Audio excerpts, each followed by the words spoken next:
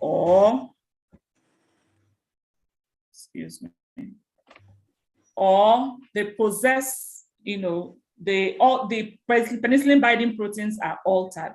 Remember that everything protein is very, very specific. So even a slight change will make a substance that could have bound preferentially to a protein not to bind again. So those are the two mechanisms whereby we have resistance to the beta-lactam antibiotics.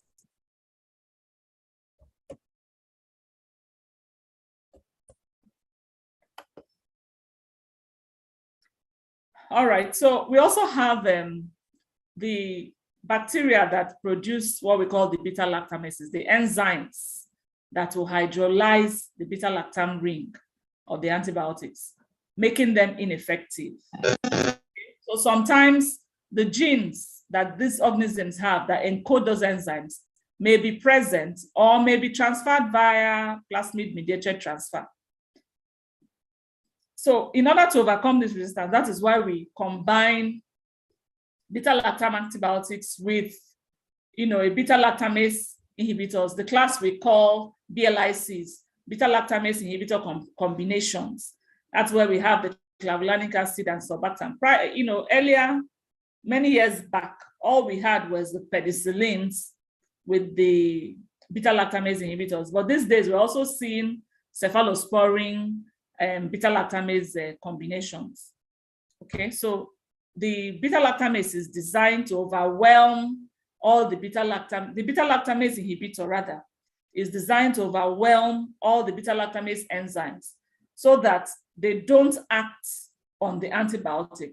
The beta-lactamase inhibitors will mop them up so that the antibiotic is free to carry out its activity.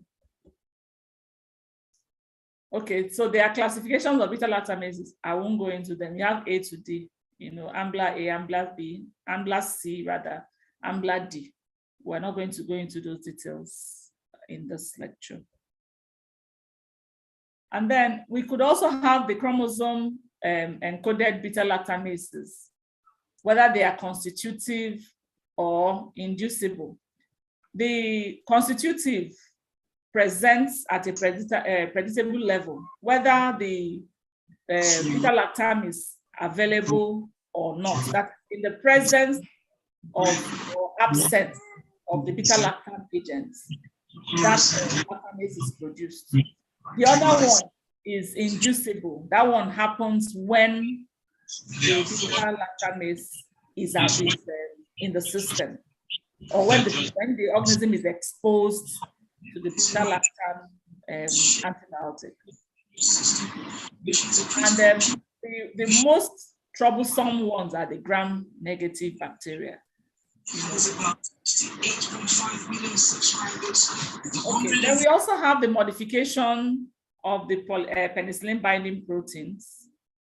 Okay, so sometimes when bacteria are exposed to the beta-lactam antibiotics, they will evolve, modify themselves to bring out penicillin binding proteins that have novel structures that those antibiotics can no longer recognize. And so once they don't recognize them, there's no affinity, there's no binding, and there's no cell death. And then we know that the gram-negative organisms, we said they have this outer membrane, okay? So sometimes the non-enzymatic mechanism of resistance we see is more common in the Klebsiella, Pseudomonas, Enterobacteria species, and the beta-lactams can't bind as effectively. So you understand why a lot of the beta-lactam antibiotics are no longer as effective against these organisms as we will want them to be. That's the mechanism of resistance for the MRSA and for the Streptococcus pneumonia, that is penicillin resistant. So we have different types of penicillins.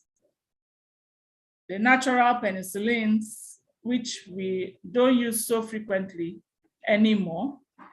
You have the amino penicillins, which are also been, their use is also going down a bit because of resistance.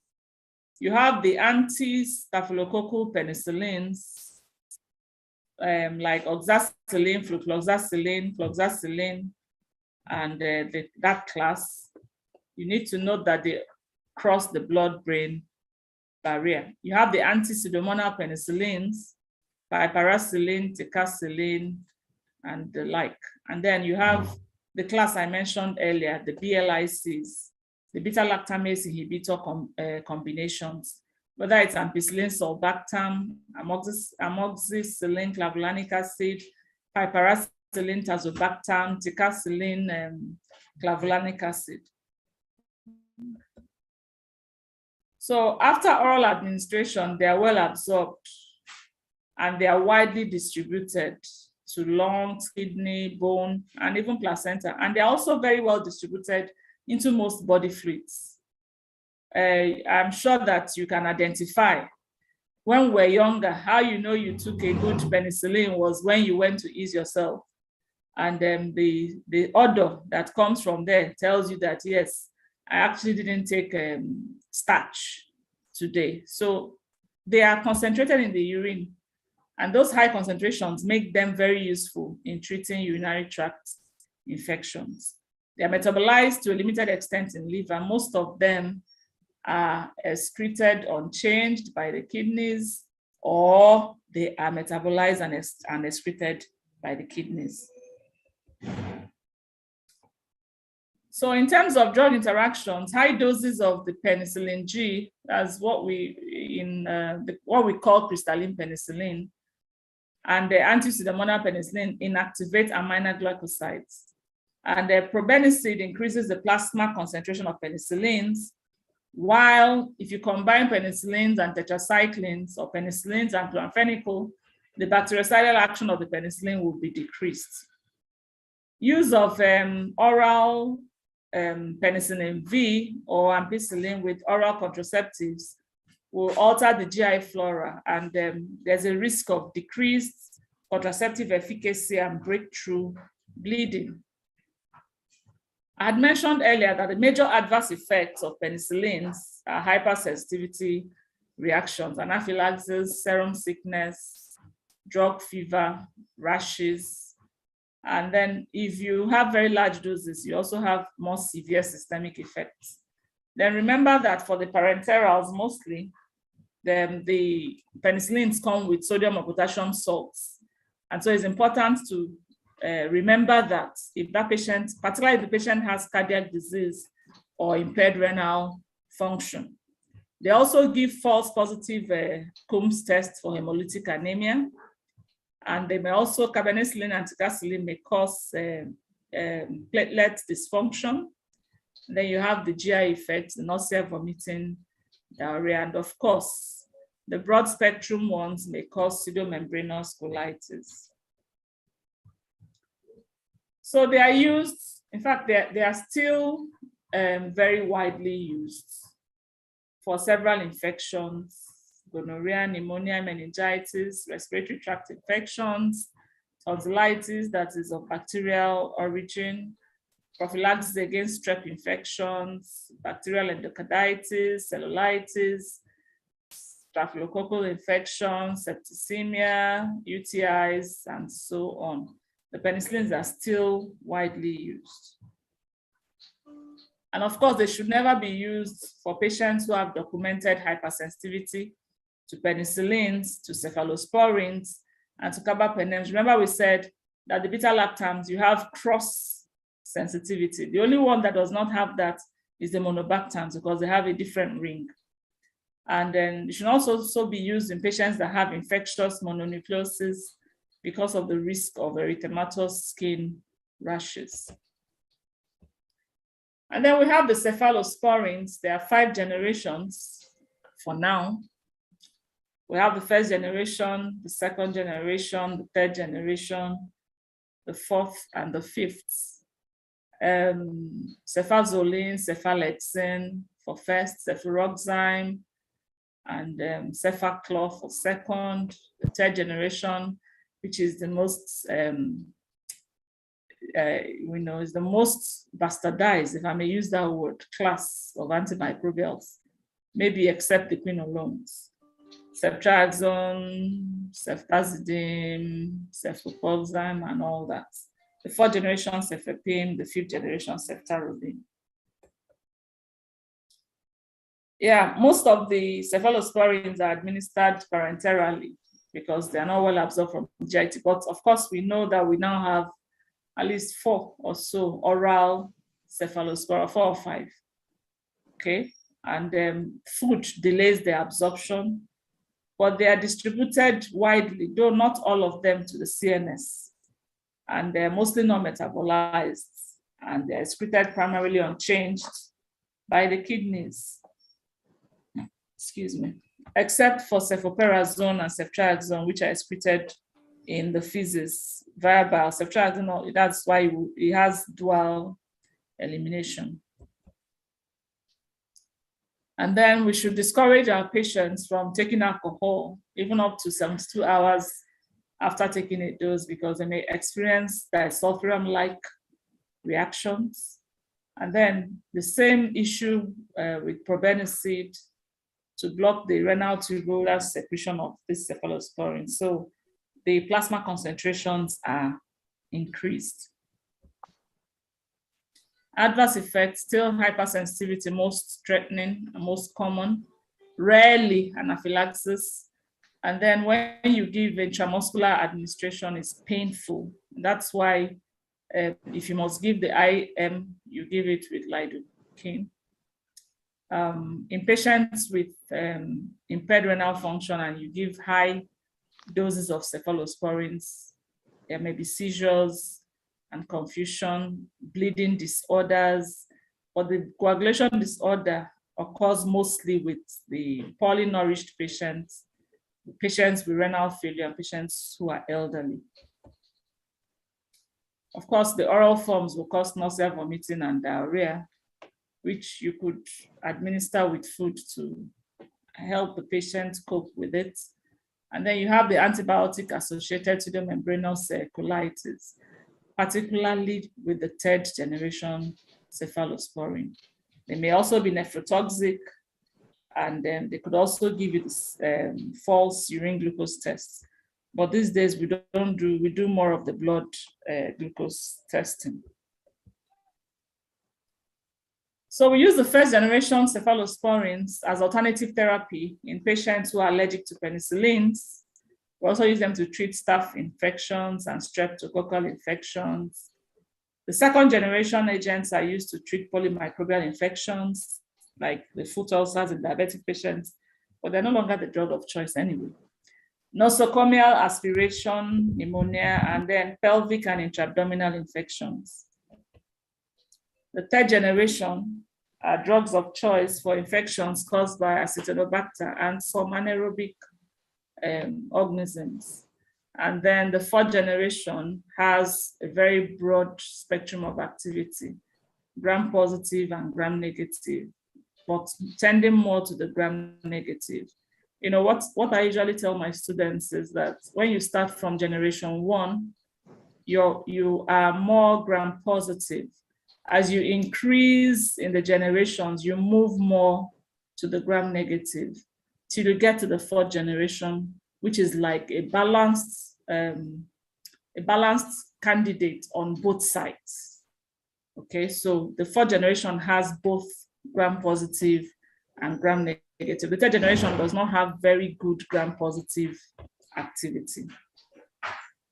And it's important to note that the 4th generation is active against Pseudomonas, whereas the 3rd generation, the only Pseudomonas, anti-Pseudomonal cephalosporin you have in the 3rd generation is ceftazidime. And so that's why it should really be reserved for Pseudomonas infections, if possible. So this is like a summary of all I've said so far. Okay. Then I talked about bleeding disorders with some of the cephalosporins. The 3rd generation cephalosporins have the strongest association with Clostridium deficit-associated diarrhea, and they cross the blood-brain barrier. So that's a typo. It should be ceftazidime. Okay, so we use them for several infections, including meningitis, gonorrhea, skin and skin structure infections, and the like. And they are very notorious for inducing resistance among the gram-negative rods. And if we use them too much, of course, we'll continue to produce resistant organisms. But they are very good against enteric gram-negative rods. I've talked about ceftazidim's activity against Pseudomonas. And then they have moderate activity against methicillin-sensitive Staph aureus, and poor activity against enterococci and all that. I've mentioned that ceftriaxone has dual elimination, and then you remember that ceftriaxone is not advisable in preterm neonates because of the ability to displace bilirubin and cause hyperbilirubinemia. Okay, and then it can also interact with calcium compounds to form crystals that precipitate in the lungs and the kidneys of these children. And that precipitation may prove to be fatal. I've talked about cefepime being the broadest. Like I said, as you move from first down. So think about that 1 + 3 is equal to 4. So the first generation is more gram-positive. The third generation is more gram-negative. So it's like the fourth generation is the first plus the third, giving you that broad spectrum activity. It's good empiric therapy for nosocomial infections. And then you notice that we don't use them for simple infections, use them for serious infections. And it induces less resistance in gram-negative rods than the third generation cephalosporins. The fifth generation moves closer to the third generation in gram-negative activity. But unlike the third generation, it has some moderate activity against Enterococcus and MRSA. So we can use the fifth generation for MSSA, MRSA, and all that. And for complicated skin and soft tissue infections and complicated community-acquired pneumonia. I don't know whether we have this in our environment. I haven't seen the fifth generation, but we should know about it. Then the next class of beta-lactams are the carbapenems, which we used to keep them as our reserve, our arsenal in hiding. When we bring out the big guns, when we meet the problems. But today, a lot of people are beginning to use the carbapenems as first drug of first choice, and it's something that we as pharmacists should actively work against. All right, so imipenem, doripenem, meropenem, these three have the broadest spectrum. What I used to remind myself is that etapenem is the exception. Okay, etapenem is the exception. Etapenem, that's the one that does not have as broad a spectrum as the other three. Okay, so it has poor activity against Pseudomonas, but it can be administered once a day. That's the advantage. Imipenem can precipitate seizures very easily, and then it crosses the blood-brain barrier very readily. So you have to calculate the dose and avoid use in meningitis as much as we prefer to use other medications for that. And then you may have cross-sensitivity and possible cross-reactivity with the penicillins. You will notice that imipenem does not come alone. It will always come with cilastatin to prevent nephrotoxicity. I've already mentioned that imipenem, doripenem, and meropenem are very broad, so we should not use them empirically for community-acquired infections, but we can use them for mixed aerobic and anaerobic infections, extended spectrum beta-lactamase producers, and intra-abdominal infections. Use them for nosocomial infections and febrile neutropenia. Okay, I've already talked about imipenem being given with cilastatin to prevent nephrotoxicity, and also to prevent it from being rendered ineffective. They are well absorbed and distributed widely. They're all given parenterally. They penetrate very well, but they enter the CSF. They are found in breast milk, and they cross the placental barrier. That tells us that we should avoid in pregnancy and breastfeeding. They're metabolized several ways, but primarily excreted in the urine, and you must adjust dosage in renal impairment. All right, so meropenem has a half-life of 1 to 1.5 hours, which is also prolonged in renal impairment. Ertapenem is 90% bioavailable after IM administration and is excreted 80% in urine and also in feces, half-life of 2.5 to 4 hours.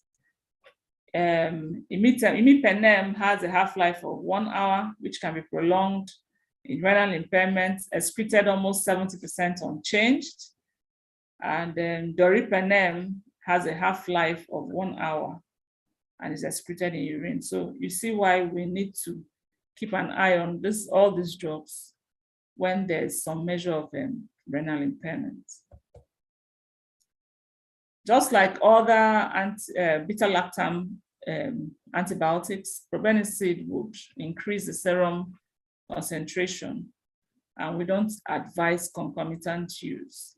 And chloramphenicol will also decrease the bacterial activity of imipenem against Klebsiella pneumoniae.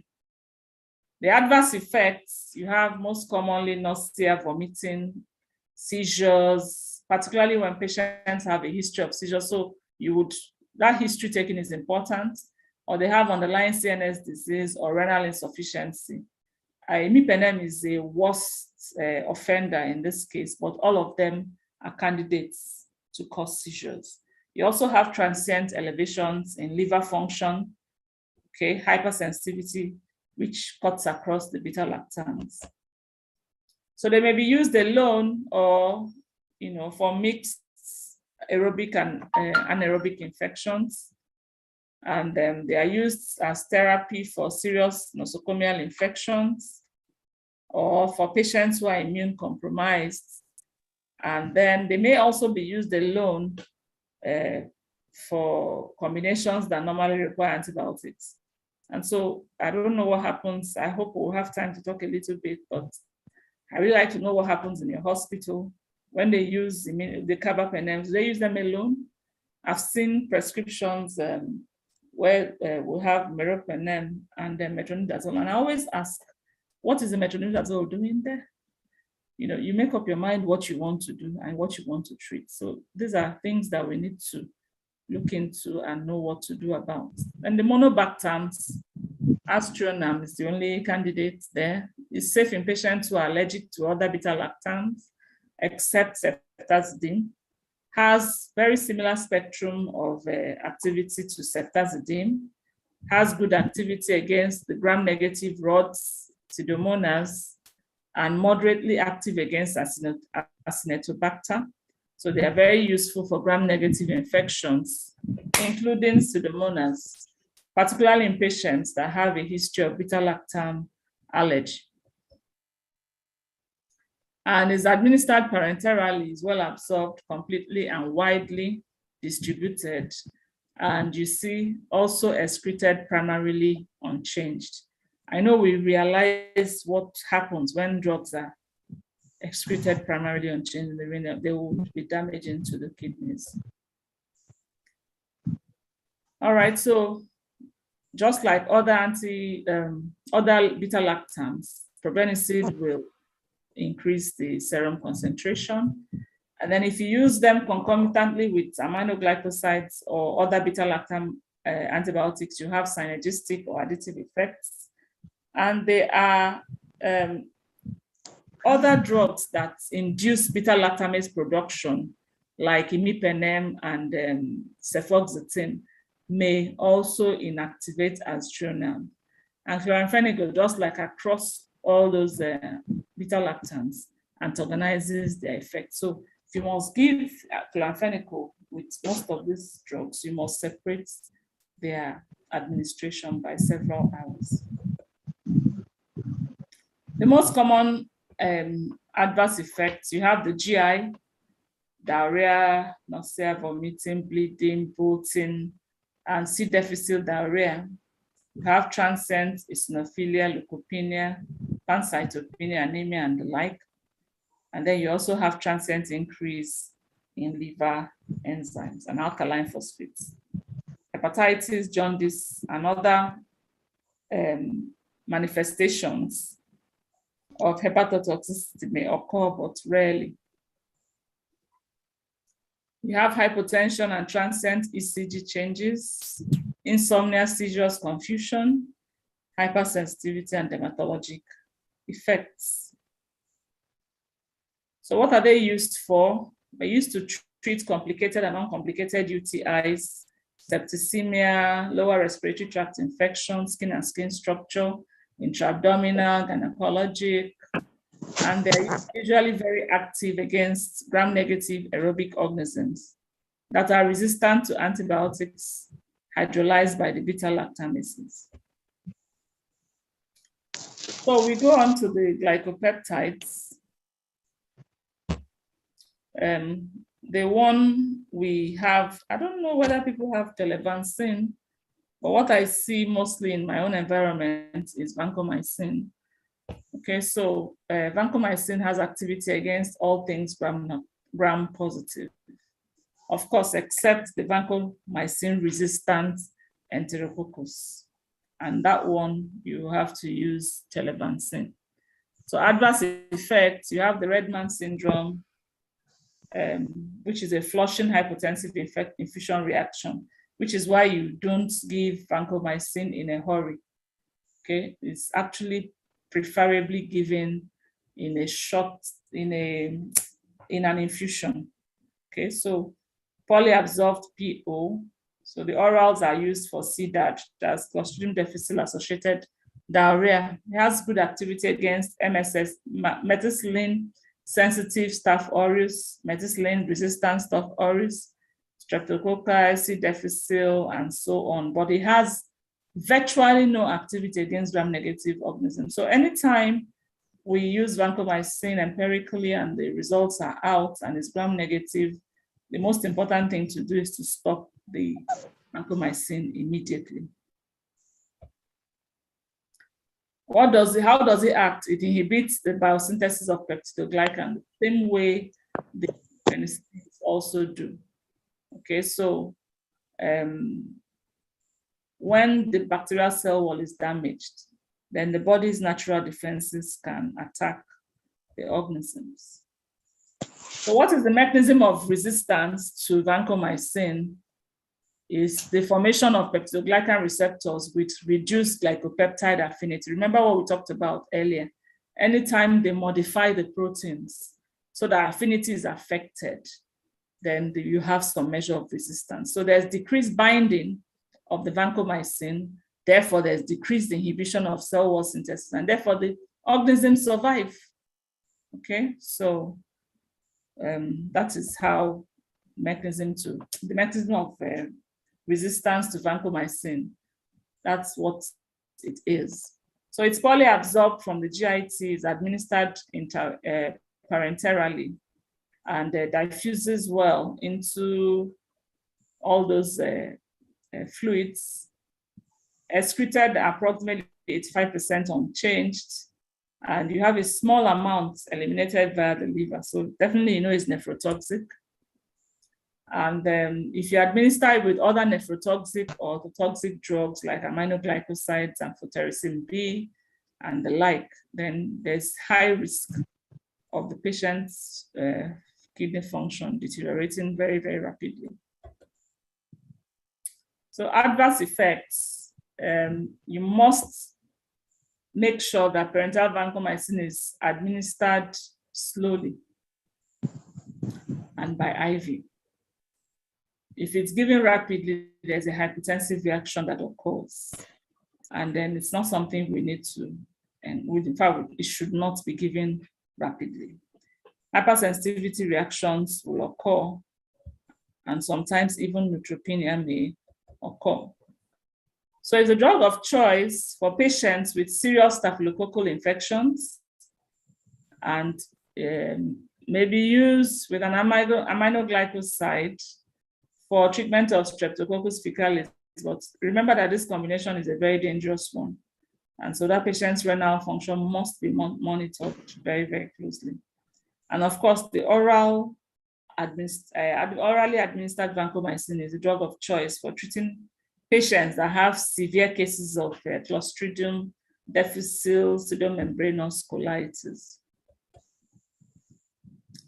Then we go to what I call the sachet water of antibiotics, the fluoroquinolones. Very broad spectrum. They have gram-positive, gram-negative, atypical activity, except that they're not very good against anaerobes. They have excellent oral and they have excellent oral bioavailability and relatively low incidence of side effects. Levo and Cipro have moderate activity against Pseudomonas, but they're not the drugs of choice in that. They are cleared renally and require renal doses except multifloxacin. And of course, they cause seizures, hallucinations, insomnia, QT elongation, photosensitivity, and so on.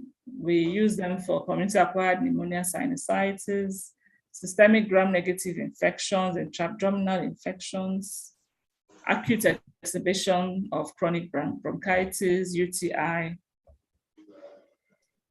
And then, like I said, I put in some trivia about antibiotics. Of course, the quinolones started with norfloxacin. Nalidixic acid actually was the first one, followed by norfloxacin, followed by ciprofloxacin. The first two were used, strictly for the urinary tract. It was ciprofloxacin that first showed that it was possible to use the quinolones outside of the urinary tract. And it still remains one of the most commonly prescribed antibacterial drugs. And unfortunately, of course, also the one that exhibits probably the highest resistance among that family.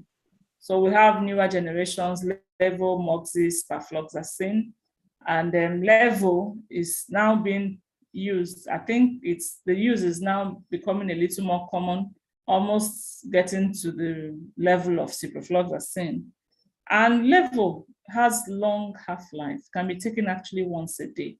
But I think there's this thing about how do you take antibiotics once a day? And we still see prescriptions for twice a day, but ideally it should be once a day. They act by inhibiting DNA gyrase in susceptible organisms and promoting breakage of the double-stranded DNA. These are the mechanisms, the various mechanisms of resistance to fluoroquinolones.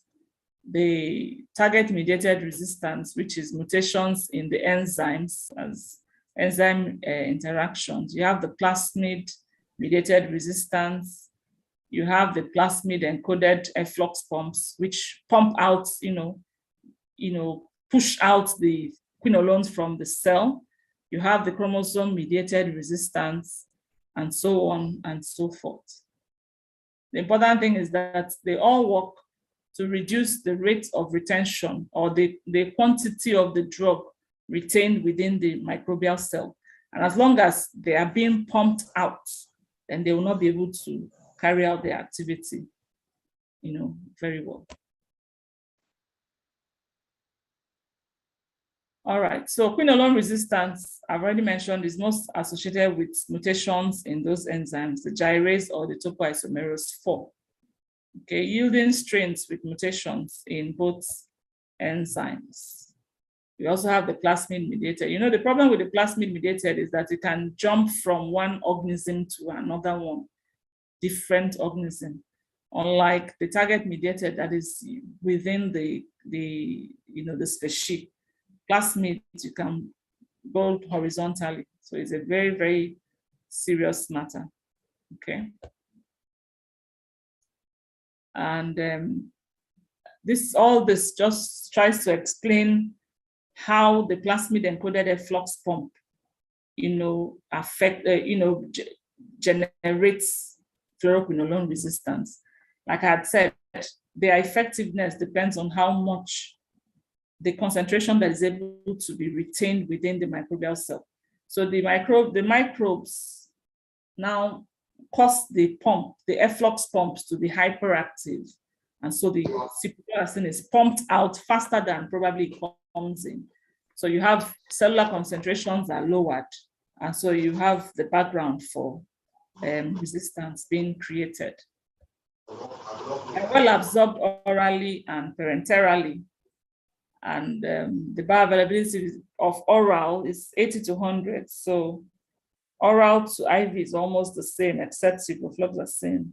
Most of them are metabolized in the liver, and then they require dose reduction in renal impairment, except moxifloxacin. Of course, we remember that fluoroquinolones and ions don't go together, and if you administer with calcium, iron, antacids, milk, the bioavailability is significantly reduced. The most common GI effects include diarrhea, nausea, vomiting, constipation, prolongation of QT interval, photosensitivity, tendonitis, rhabdomyolysis, and tendon rupture.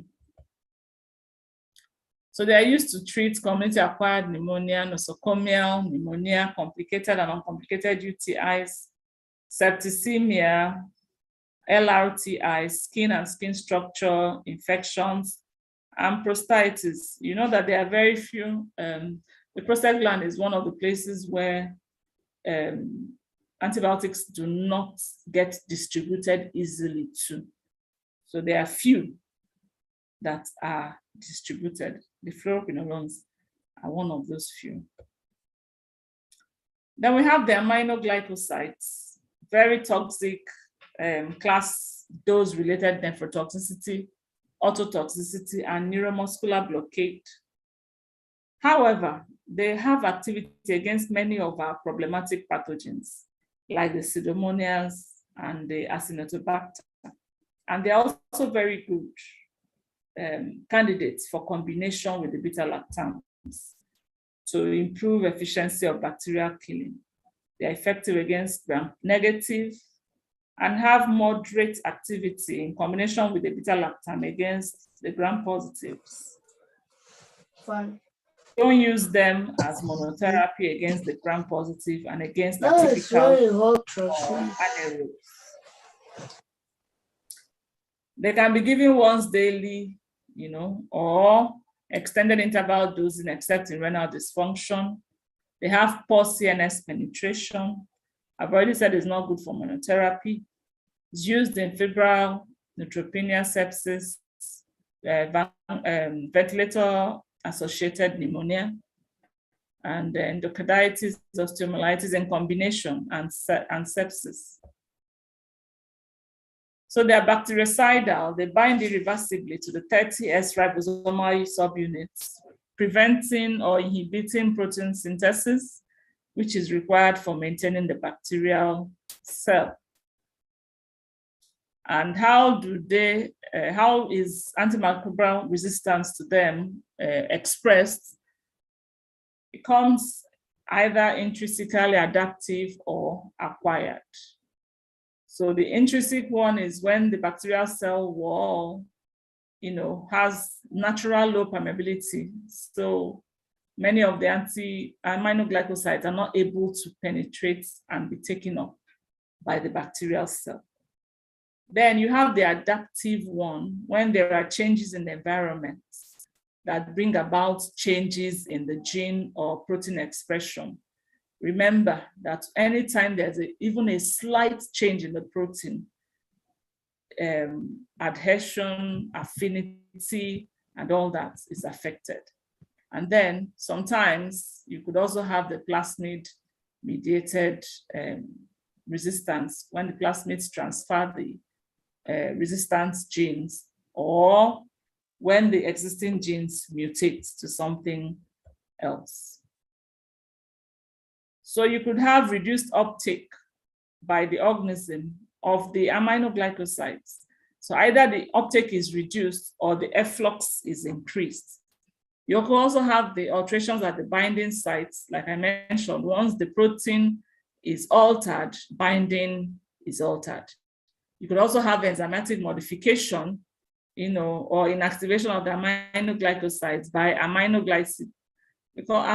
glycosidases, acetyltransfer, whatever, those enzymes are all there. You find them being produced more commonly by both gram-positive and gram-negative bacteria. Although we've said all this, amino glycoside resistance still remains relatively low. I guess it's because my own observation is that it's not as widely used. And you know that the major mediator, the major sponsor of resistance is antimicrobial use. So as long as the use is not as wide, then the resistance will also not be as high. This is a matter of investigation. I've explained this.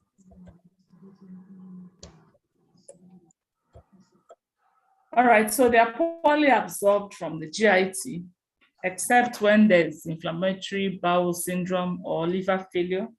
So they're all given by parenteral injections. And they cross the placental barrier, but they do not cross the blood-brain barrier. They are not metabolized.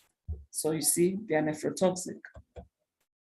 They interact with antiemetics, leading to vestibular autotoxicity. They interact with loop diuretics, which also are autotoxic, and so on. And then you don't combine them, with the very nephrotoxic drugs like amphotericin B and all that.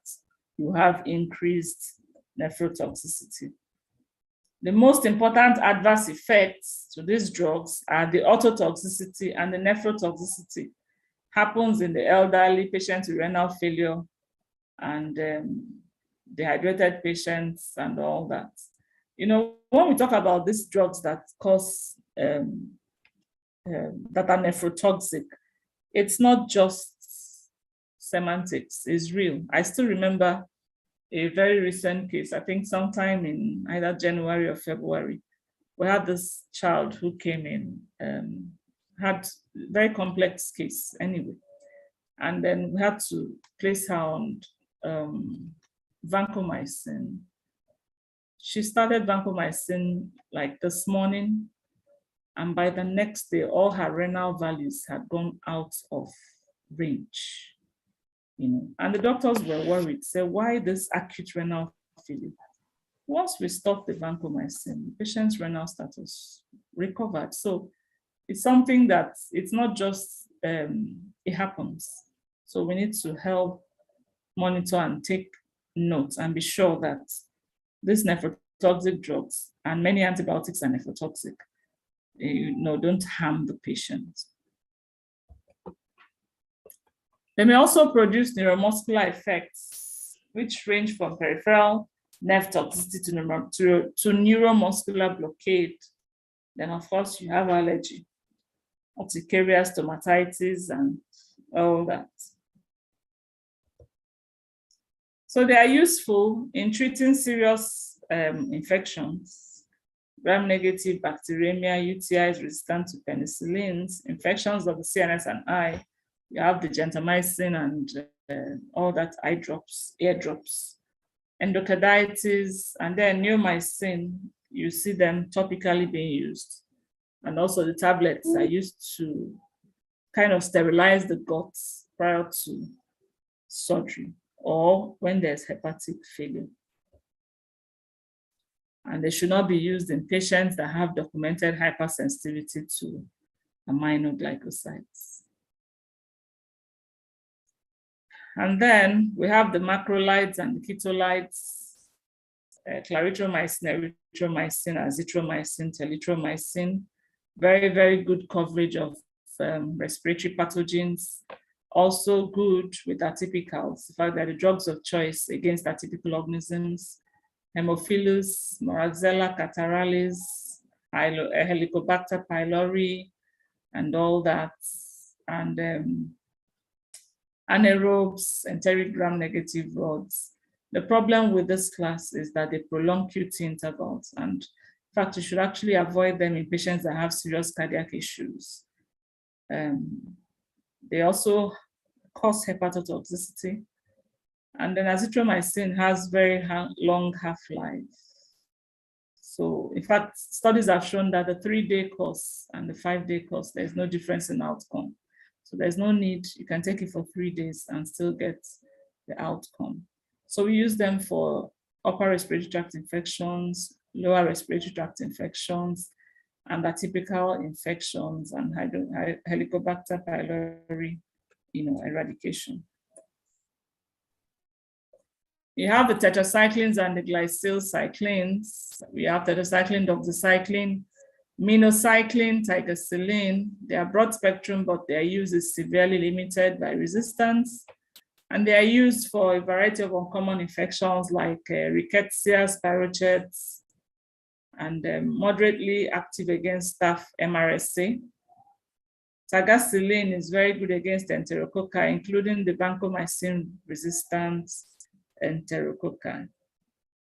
The Staphylococcus, including the methicillin resistant Staphylococcus aureus, strep pneumonia, and has acceptable activity against most gram-negative rods and anaerobe. However, they are poor against Pseudomonas. So adverse reactions, you have GI irritation. I have personally experienced this, is terrible. Vomiting, diarrhea, photosensitivity, dizziness, and the like. And then doxycycline and minocycline have approximately 100% bioavailability. Tigecycline is given IV. Remember that there's chelation that occurs between tetracyclines and cations, reducing the bioavailability. Doxycycline requires no hepatic or renal adjustment, and tetracycline will worsen renal dysfunction. Tigecycline has very large volume of distribution, is eliminated from the liver, and is not ideal for bloodstream infections. Use them for uncomplicated respiratory tract infections like the AAC, that's acute exacerbations of chronic bronchitis, community-acquired pneumonia, skin and soft tissue infections. And then you use tigecycline for polymicrobial infections like the intra-abdominal infections and complicated skin and skin structure infections. You have the oxazolidinediones, linezolid, very broad gram-positive activity, excellent oral bioavailability, very good activity against the MSSA, that's methicillin-sensitive Staph aureus, methicillin-resistant Staph aureus, and streptococcus, including the multi-drug resistant streptococci, enterococci, including the vancomycin-resistant enterococci. So you see that linezolid should be a reserve drug for the patients who have this multi-drug resistant gram-positive organisms. Okay, then the adverse reactions, you have bone marrow suppression, especially thrombocytopenia, which comes up after 2 or more weeks of institution of therapy. Peripheral neuropathy, lactic acidosis. You should avoid use with monoamine oxidase inhibitors and the serotonin selective reuptake inhibitors, because the linezolid inhibits monoamine oxidase. We use them also for MRSA, that is methicillin-resistant Staph aureus, vancomycin-resistant enterococci, skin and skin structure infections, and nosocomial pneumonia. The lincosamides are alternatives for gram-positive infections and anaerobic infections. They have good activity against the gram-positive anaerobes,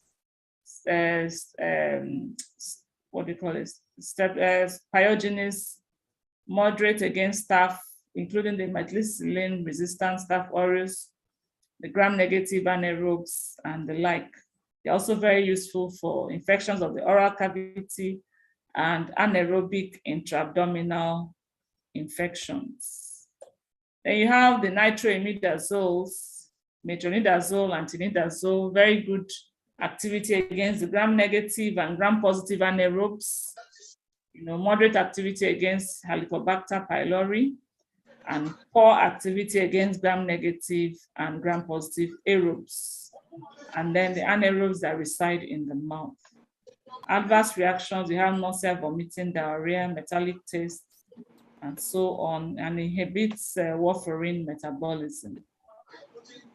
Has excellent bioavailability, is useful or is used for abdominal anaerobic bacterial infections, vaginal trichomoniasis, and protozoal GI infections, Clostridium difficile infections, and Helicobacter pylori eradication.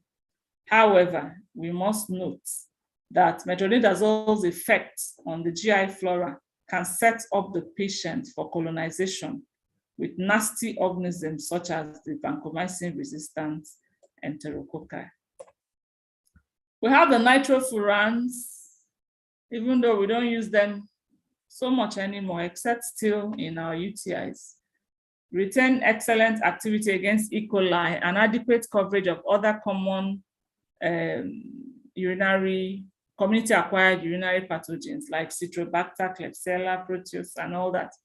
The utility is limited to lower urinary tract infections. You cannot use them for urosepsis. You can't use it for pyelonephritis. The adverse drug reactions, you have acute pneumonitis, you have chronic pulmonary fibrosis, and use it for uncomplicated cystitis in patients with adequate renal function and prophylaxis against recurrent uncomplicated lower urinary tract infections. Of course, you know that this nitrofurantoin, one of the major adverse effects is the nausea and vomiting that it causes. So thank you for your time and attention. I hope I've been able to communicate, and I welcome your questions. Thank you very much.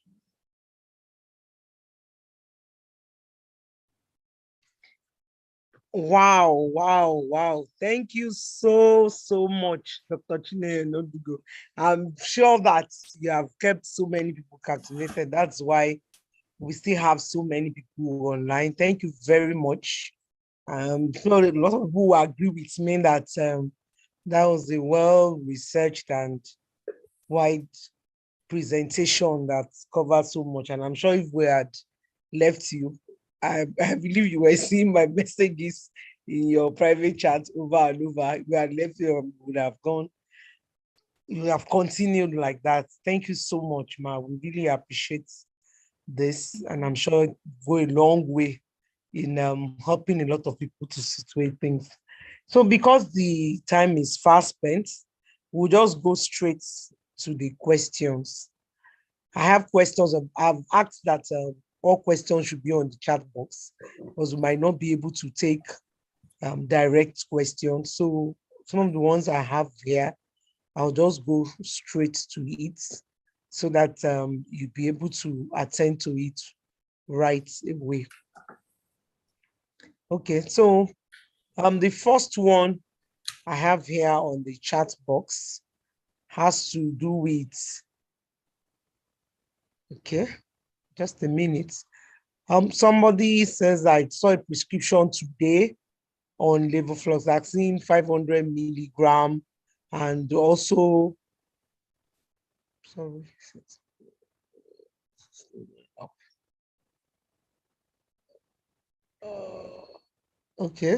Okay, so the first one is, what's the current information on use of quinolones in children? I see 250 milligram strength of ciprofloxacin tab. Does it mean it can be given to children? So can you quickly attend to that, ma'am? Can I take all the questions and answer all of them once? Won't it be better? Okay, but okay, can you see the general chat so that you can? I'm picking them as you say them. I can't see all of them. Oh, okay. So that's why I thought I should be getting. Do you want to start scribbling down? I'm just looking at the time. That's why I want to. Okay. So I can just, see the chat. I think so that I just attend to it immediately. Okay, I can see the chat. So Because let if me we maybe have, let me if I have answer to from the finish chat. reading everything and you have to record, then we'll go back to it again. I feel that might take longer time. So as I just read, you just attend to it. That's my opinion. It depends on the way you want to do it, Dr. Nyondo. It's okay. I can do it that way. So the first question on ciprofloxacin in children. We've started seeing guidelines that give dose for ciprofloxacin in children. Okay, so but I always raise this caveat that because some of the monitoring parameters and the infrastructure we need, we don't have. Anytime you still use those medications that have issues hanging around them, you need to be sure that that is the only option you have. And then you have to monitor the patient very well. But yes, we have started getting even WHO released guidelines with dosing of quinolones for children. Okay, so whereas they still cause tendonitis, I've seen patients that have had it, both adults and children. But when the benefit outweighs the risk, then we don't have a choice but to use it. So yes, now, yes, it may be used. I agree totally with you. The caveat is when the benefits do the risk. Because I personally, along with two other pharmacists, we did research where we looked at a lot of literatures on it. And that's what we found, that the times when it has been used, most times it's been that other antibiotics have been used and they don't seem to work. And that seems to be the last line for the physician or the surgeon at that point. Okay, the next one is, like I was saying before, somebody saw a prescription today on levofloxacin 500 milligram for 14 days, doxycycline 100 milligram for 14 days too, metronidazole 400 milligram TDS for 7 days, and then call the attention of the prescriber to that kind of dosing, especially for the levofloxacin. And it says that though there was no test done, but because the patient had been treated for STI before, and that I think the person that saw before did not, feels that the person that saw before did not treat the spouse. And because of that, and also that there was sensitivity to levofloxacin, and because of that, the physician, as any physician feels that also because the spouse was not treated, that's why the person is having correct infection, and he wants to treat them both this time around and wants to use for that long because of that excuse. What do you think? I want clarification on that. Well, we believe in evidence. 14 days levofloxacin. Yes, I can see it. We believe in evidence-based medicine. And I think that if that physician was faced with a peer review, he would find it difficult to justify that combination for that length of time. Okay, so yes, the point of not having treated the spouse is understood, and the spouse should be treated. But the combination of levofloxacin, doxycycline, and metronidazole, you have a lot of overlapping spectrum. Okay, yes, you have a lot of overlapping spectrum. So it would have been ideal for him to decide, do I want this patient to be on level? Or do I want to give this patient doxycycline and metronidazole? That would have been an ideal thing. And then it's beyond treating them. What about sexual activity while on treatment? Was the patient counseled to use barrier methods? You understand? So as long as those other things, even if he gives them antibiotics for 20 years and they don't take other lifestyle modifications, the STIs will not be well treated. So I think definitely this is double coverage, if it's not more than double. It's not ideal. And he will not be able to defend it in a peer review. That's the truth. So I definitely agree with you. Definitely not levofloxacin, because that is one that has so much of side effects, adverse effects going for it. So and now, if you are now using it with that kind of combination, I think that's something that there's need to confirm that that will be done. And personally, the doxycycline would have just been dropped while the patient is on azithromycin. Thank you. Okay, so there's another one. If azithromycin have a half-life of about 2 to 3 days, why is it that it's still taken daily? Would there not be an accumulated increased concentration of the drug and possible side effects since concentration and time are considered the use of antibiotics? Thank you. Okay. Did you hear that? Okay. It doesn't have a half-life of 2 to 3 days. How do I put it? When you take it for 3 days, the half-life is different when you take it for 5 days. I'm trying to find, I have this literature that I had on the half-life of azithromycin. I'm trying to find it now. I can't see it. It has about 68 hours. Okay, so that's about 3 days, isn't it? Yeah, maybe you can post on the infectious disease. I'll post it on the infectious disease when I find it. Okay, but you know that it takes about 5 days or thereabout, 5.5. Not 5 days, about 5 half-lives, 5.5 to, for the drug to be completely eliminated from the system. So that's why we're saying that you take it for 3 days. The outcome when it's taken for 3 days and the outcome for 5 days, there's not much difference. So you take it for 3 days. And then you know that you're dealing with organisms. So when you're talking about the antibiotic, you're not only looking at the half-life. Remember I talked about concentration dependent and time dependent. So it has a long half-life, but it still needs to be over the MIC for more than 50% of the duration of it has to be above MIC for 12 hours. So you cannot take it anything less than once a day. I don't know that I've answered your question. So there's no accumulation, there's no problem. But after 3 days, you will still have enough in your system to still continue acting like a proper antibiotic for the next 2 to 3 days. I don't know what I've said. I agree with you. That's part of the reason why it's just taken for 3 days. Yes. Unlike most of the other macrolides. And another thing is when you have a patient that has a renal issue, that's when it might be a problem. Once you see that the creatinine and it's very low, and then you have already checked for the EGFR and it's really low, that's when you can start thinking of the possibility of the patient having accumulation at the kidney sites. But without 3 days, it just shows that what the other antibiotics in that class or the other ones that are taken for 5 to 7 days do will still be what we do, because you still have it in the system for a long time. Thank you very much, ma'am. Somebody wants to know which of these antibiotics that I have presented can be used during pregnancy or by lactating mothers. In pregnancy, penicillins are safest, unless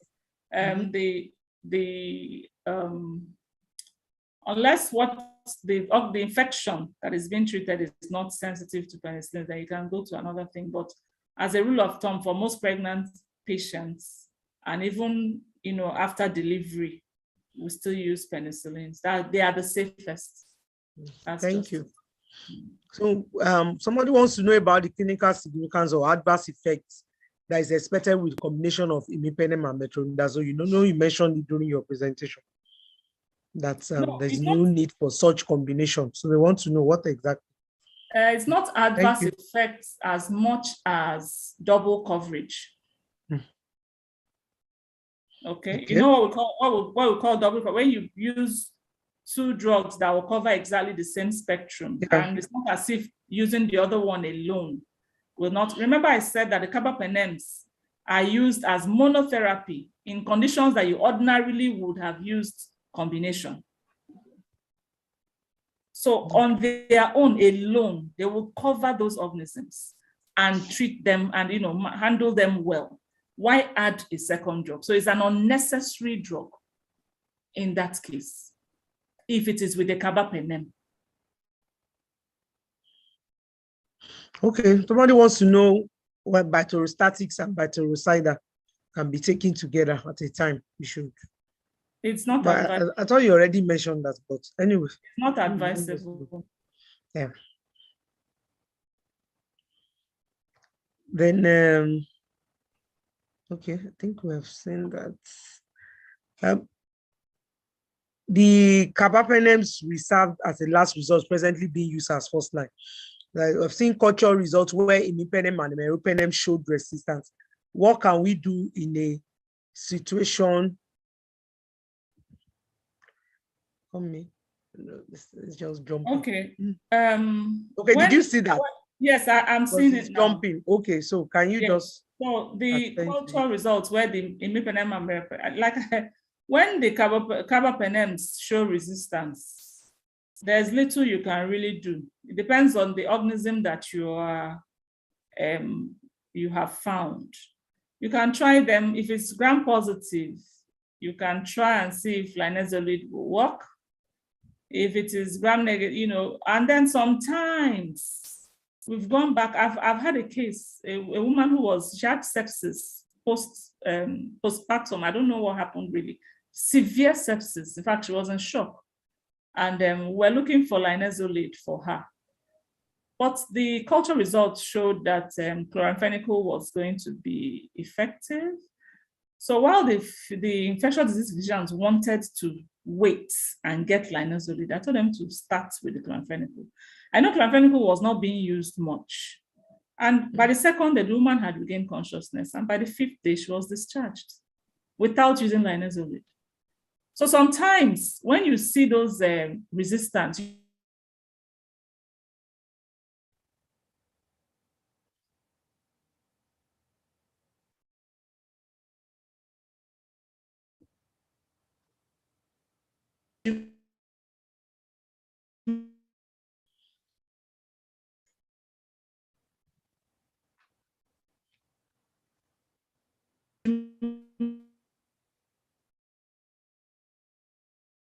to something that has been pulled out before that time. And then if they try everything and nothing works, we have to depend on God. That's all I can say. And then she said, I have not clarified the need. There's no need for BID. But if the physicians in your side are like mine over here, they don't understand why any antibiotic should be taken once a day. It does not make sense to them. And levofloxacin is in the same class with ciprofloxacin. So as far as they are concerned, it should be taken twice. I understand. It's always a tug of war trying to convince them, especially if the patient does not have any renal issue. They will tell you that they think they can still dose it that way. But for me, sample that is for me, that's in the renal unit, it's easier because a lot of us already in the renal unit knows that you don't even try going that way. I mean, we don't use it on the job, but with the others, they feel they can do it. They will tell you that the patients will cope and that it is more about clearing the thing. But I agree with you that pharmacists will need to do more in that sphere to be able to get them to do it. We'll get there. Somebody wants clarification on concentration and time-dependent issue. Okay. Let's just say as many as we can get so that by 11 we can round up. Maybe the next 5 minutes. Now, the others can now on the platform. I think we can pick from there. Thank you. Okay, so the time-dependent ones, okay, they talk about, that's like the beta lactams, the clindamycin and all that. They're effective because of the extended amount of time they remain bound to the microorganisms. Okay, the concentration dependents are dependent on the concentration above MIC for a duration.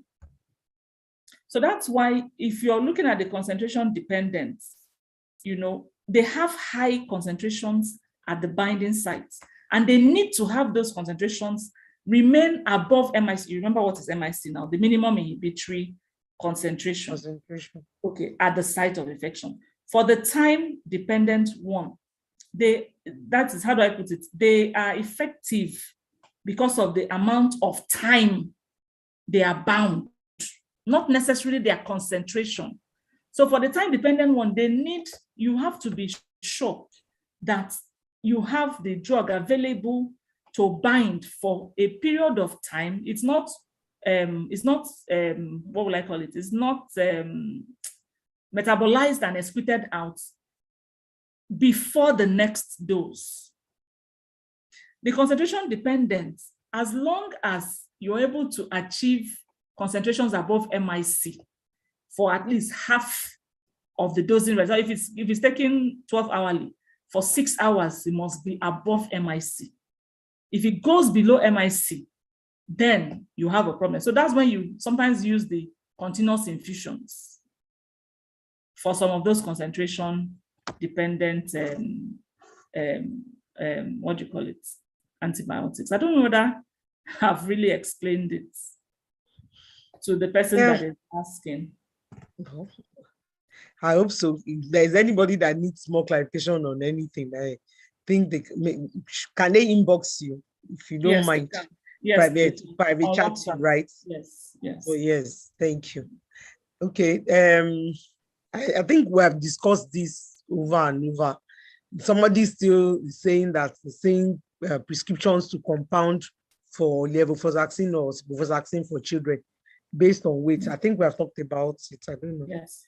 That it has to do with risk versus benefit versus risk. Or do you have anything else you want to? No. We've already answered it. Contribute to that. But I think we have talked about that. Yes. So I think we're Hello, done moderator. here. Please, can I just take a comment? Okay, sorry. Hello? Then Dr. Jordan has been raising that. We'll just take her because she's one of the desk officers. Because we have already said everything. My hand has been aching me But since. she's one of the desk officers. Sorry, So I we'll just wanted quickly to. take her. Yes. Okay, so we'll quickly Thank take you. We'll give you an Yes, exemption. I wanted Okay, to add a comment to the first question that somebody raised about the levofloxacin and metronidazole and doxycycline in his or her facility. Okay. I think there should be some guidance as to what that person should do, maybe tomorrow. Maybe the person should be given some information about a treatment guideline or, something to present to the physician so that you are no longer using your own words now. Now, this is what the guidelines say, or this is what evidence-based, so that it will no longer be, this is how I do it, or this is how I want to do it, but this is what you should be doing.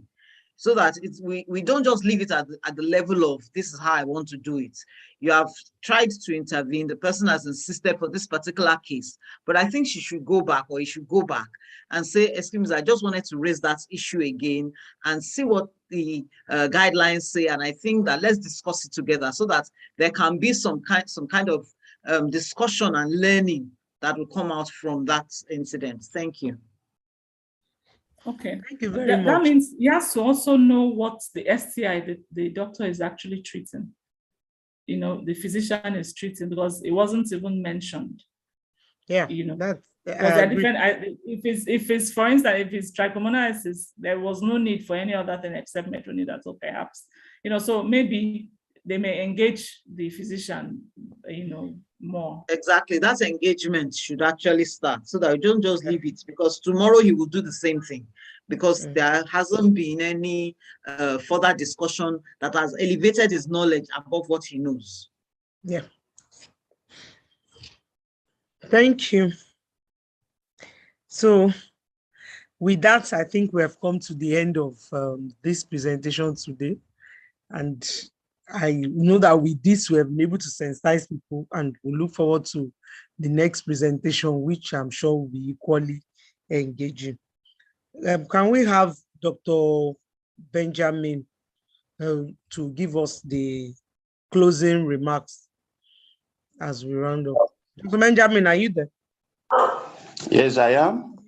Joseph. Yeah, thank you.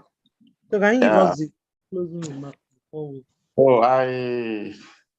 This is a wonderful presentation. Thank you so very much, Dr. Onodugu, for your presentation. In fact, I want to say it is an inaugural lecture. Yeah, it's so wonderful. I am proud to have you as a colleague. Thank you, sir. And I also want to invite all other members to, as much as possible, to try and come together so that we can have this kind of sessions. Because if we do this, it's going to increase our knowledge tremendously. I also want to thank our senior colleagues that have given us time to attend this presentation. Especially Dr. Joda and the rest. We thank you so very much for attending this presentation. We believe that you will continue to do that so that it will strengthen the younger colleagues. Once again, thank you, Dr. Onodugu. Good night to all of us. Bye. Thank you. Thank you you. for staying with me till this time. Thank you. Thank you for keeping us engaged. Yeah. till this time. Yeah. Thank you. Very nice. Bye bye, everybody. Yeah. Yeah. Bye Bye-bye. bye, everyone. Thank you. Yeah. Bye. Bye-bye. Good night. Thanks. Thank you, you. everyone. Bye. Nice, thank you. Bye. Good night, everyone. Bye. God bless you, people. Good Amen. night, everyone. Thank you. Good night. Thank God you. bless you. Thank you.